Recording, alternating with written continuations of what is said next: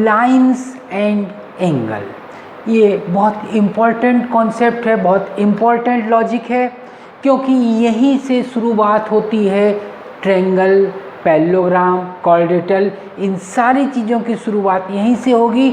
और class 9th का ये बहुत इम्पॉर्टेंट पार्ट है। वैसे तो लाइंस एंड एंगल हम लोग छोटी क्लास से भी करते आ रहे हैं, बेसिक हम लोग को आइडिया रहता है कि एंगल कैसे बनती है, लेकिन यहाँ पे आपको ट्रायंगल के बेस में इसको लेना है, क्योंकि ट्रायंगल और कॉन्ग्रुएंसी ऑफ ट्रायंगल बहुत इम्पॉर्टेंट टॉपिक है 9th के लिए। वैसे तो क्लास 8th में भी हम लोगों ने कॉन्ग्रुएंसी की है, लेकिन 8th और 9th में बेसिक डिफरेंस ये आता है कि कॉन्ग्रुएंसी में बहुत माइनर मिस्टेक होती है जिसकी तरफ हम लोग ध्यान नहीं देते, लेकिन 9th क्लास में थोड़ी सी प्रॉब्लम है। ज़रा सी भी आप मिस्टेक करोगे तो आपके मार्क्स कट होंगे। चलिए ठीक है, ट्रायंगल में हम लोग देखेंगे सारी चीज़ें। अभी हम लोग लेते हैं लाइंस एंड एंगल। एंगल क्या होती है?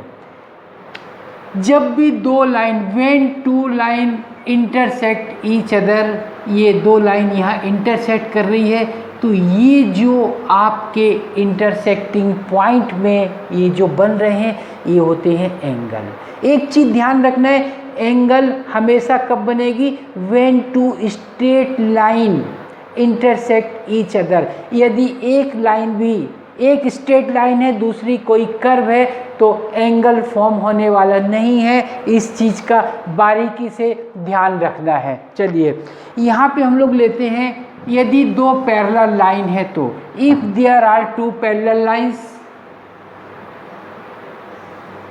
And it is the transversal line. दो पैरेलल लाइन को जो थर्ड लाइन कट करती है इसको हम लोग बोलते हैं ट्रांसवर्सल लाइन। यहाँ पे आप देखेंगे how many angles are there, 1 2 3 4 5 6 7 8। इनमें रिलेशन होती है। ये रिलेशन बच्चे लोगों को बहुत कन्फ्यूजन देती है। इस कन्फ्यूजन को दूर करने के लिए हम लोग ये डिस्कस करने वाले हैं।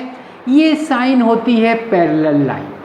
यदि ये साइन किसी फिगर में नहीं है तो you can not consider that lines are parallel. ये साइन होना बहुत ज़रूरी है आपकी, ठीक है।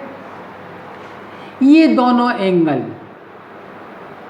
इसको हम लोग क्या बोलते हैं? Alternate interior angle. Alternate interior angle, ये हमेशा इनकी वैल्यू सेम होती है। Alternate interior angles are always equal. ये हम लोगों को कॉन्ग्रुएंसी में इसकी ज़रूरत पड़ने वाली है। और दूसरी पेयर कौन सी हो सकती है अल्टरनेट इंटीरियर एंगल की? ये पेयर भी अल्टरनेट इंटीरियर एंगल होगी और इसकी वैल्यू भी सेम होगी। Alternate interior angles are always equal. Okay, अब यहाँ पे हम लोग दूसरी लेते हैं alternate exterior angle. Alternate exterior angle कौन सी होगी? ये वाली होगी अल्टरनेट एक्सटीरियर। ये है तो ये इसके साथ में इसकी पेयर बनेगी और इसके साथ में इसकी पेयर बनेगी।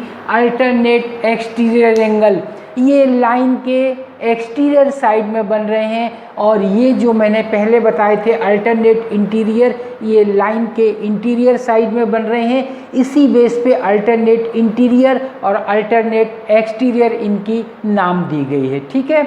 करस्पॉन्डिंग एंगल, ये बहुत कॉमन एंगल होते हैं। करस्पॉन्डिंग एंगल, ये वाली एंगल और ये करस्पॉन्डिंग है।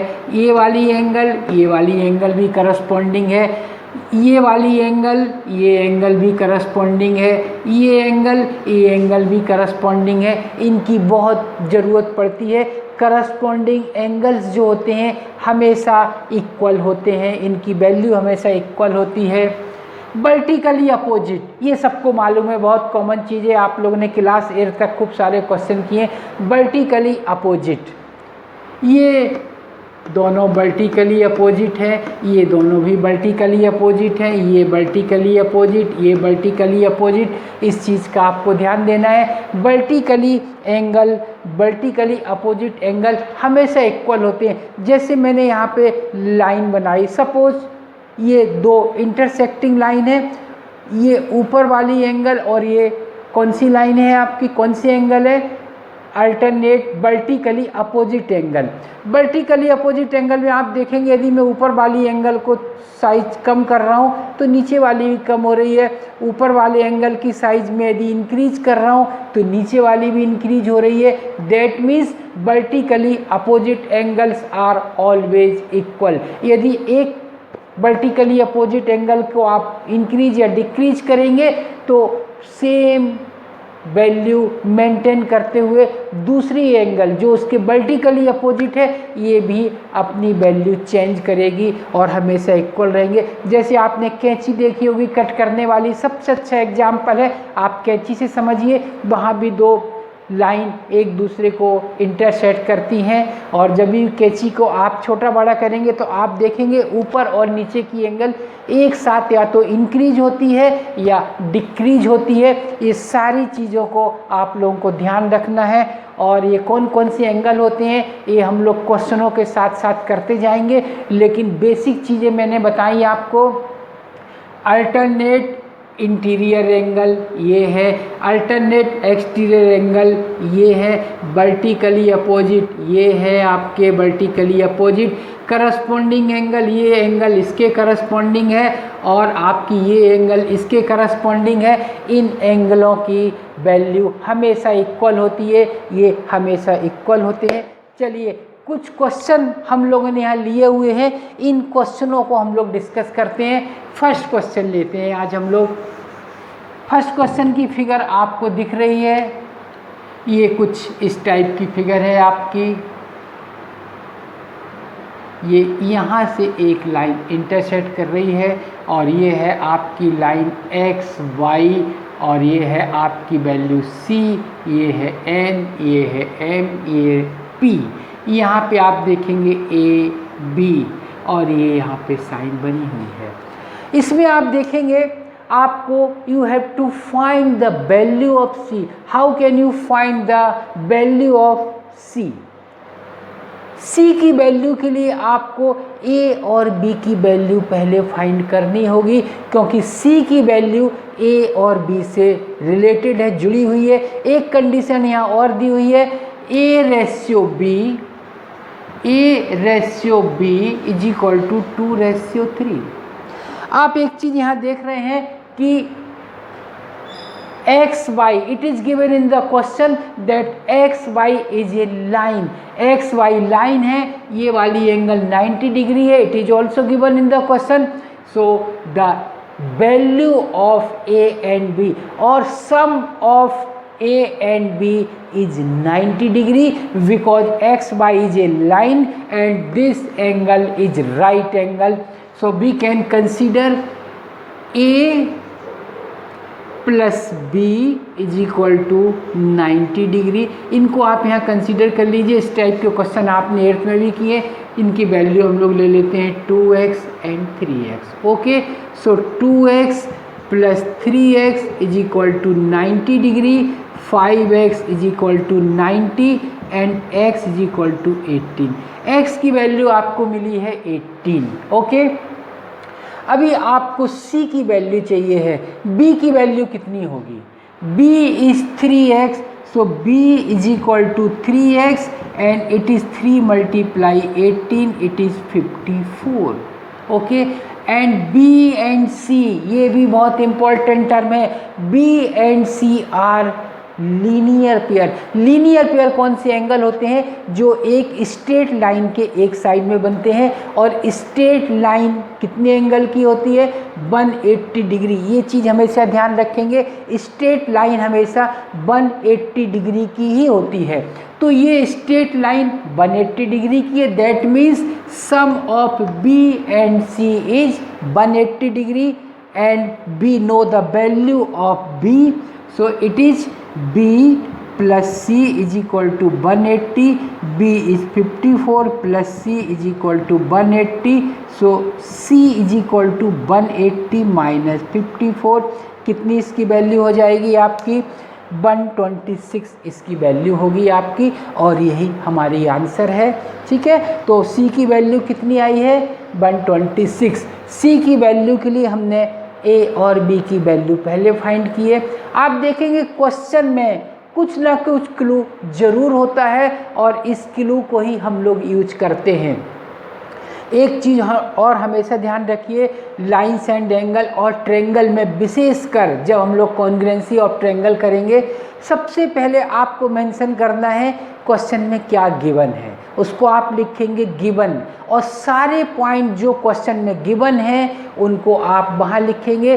फिर लिखेंगे आप टू प्रूव, क्या आपको प्रूव करनी है उसको लिखेंगे। देन जो गिवन कंडीशन है उन्हीं को आप अप्लाई करेंगे। अपने मन से आप कोई भी कंडीशन नहीं ले सकते, जो क्वेश्चन में गिवन कंडीशन है उन्हीं को अप्लाई करेंगे, और उनको अप्लाई करने के बाद आप प्रूव करने वाली जो भी कंडीशन है या फाइंड करने वाली जो भी वैल्यू है उसको आप फाइंड करेंगे। ये चीज़ अभी और हम लोग एक दो क्वेश्चन करेंगे तो आपको अच्छे से क्लियर होगी। मैं यहाँ पे इस फिगर को रिमूव नहीं कर रहा हूँ, मिटा नहीं रहा हूँ मैं यहाँ पे इस फिगर को, क्योंकि इसकी हमको ज़रूरत पड़ने वाली है।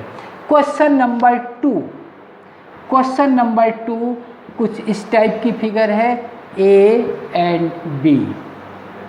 Okay, it is x + 10, it is x and it is x + 20, and you have to find the value of this angle and this angle. So it is clear that first we have to find the value of x. कैसे आप x की value find करेंगे? फिर question में देखते हैं, it is given in the question that AB is a straight line. AB is a straight line. So sum of this and this angle is 180 degree. So x + 10 + x + x + 20 is equal to 180 degree. It is 3x is equal to 150. So x is equal to 50. x की value यहाँ कितनी आ रही है? 50। तो ये angle हो जाएगी 50। Angle का नाम हमेशा दीजिए, यहाँ पे आपका लिखा हुआ है ए, ये पॉइंट है ओ, ये पॉइंट है सी, और ये वाली पॉइंट है D. So it is angle DOC। Angle DOC हमेशा आप इस टाइप से इस पैटर्न में ही एंगल लिखने की आदत डालिए। फिर मैं आपको बोल रहा हूँ क्लास 9th में ये छोटी छोटी गलतियाँ नहीं चलेंगी। कई बार आपने देखा होगा इस टाइप की एंगल होती है, ये एंगल है, ये ABCD। कई बच्चे लोग एंगल B लिखते हैं। यहाँ पे पॉइंट B पे how many angles are on the point B? There are 3 angles. First is this, second is this, and third is this.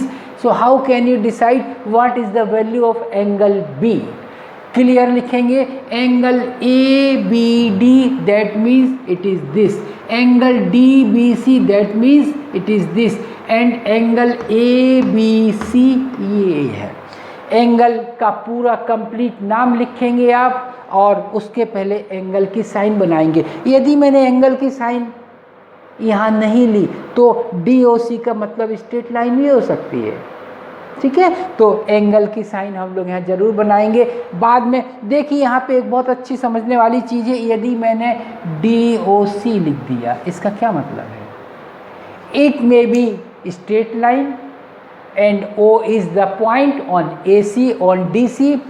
It may be triangle, it may be angle, ठीक है। तो आपको decide करना है, आपको proper mention करनी है कि DOC स्ट्रेट लाइन है, ट्रायंगल है, और सिर्फ कोई एंगल है। इसके साइन होते हैं, if it is straight line then sign is this, if it is angle then we have to write, we have to use this sign, and suppose it is a triangle then we have to use this sign, triangle DOC।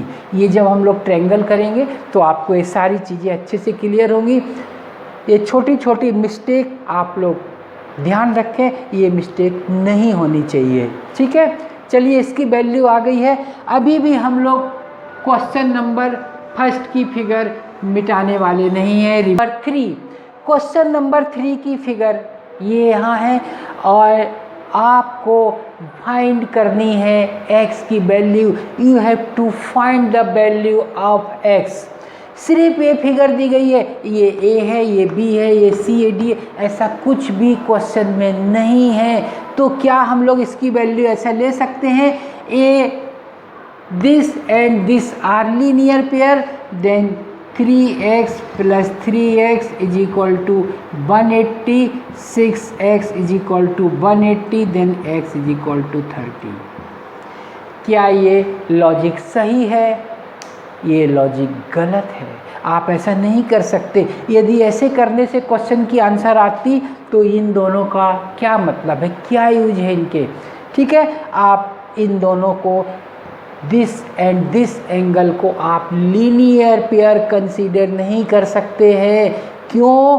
क्योंकि it is not given in the question that this is a straight line. कहीं भी mention नहीं है कि इसमें कोई भी straight line है। ये स्ट्रेट लाइन तो है आपकी, ठीक है, ये स्ट्रेट लाइन ही है, ये आप नहीं बोल सकते। तो यहाँ पे थोड़ी सी प्रॉब्लम है, हो सकता है ये फिगर ऐसी हो। ठीक है, मैं इसको थोड़ी सी चेंज कर दे रहा हूँ फिगर को।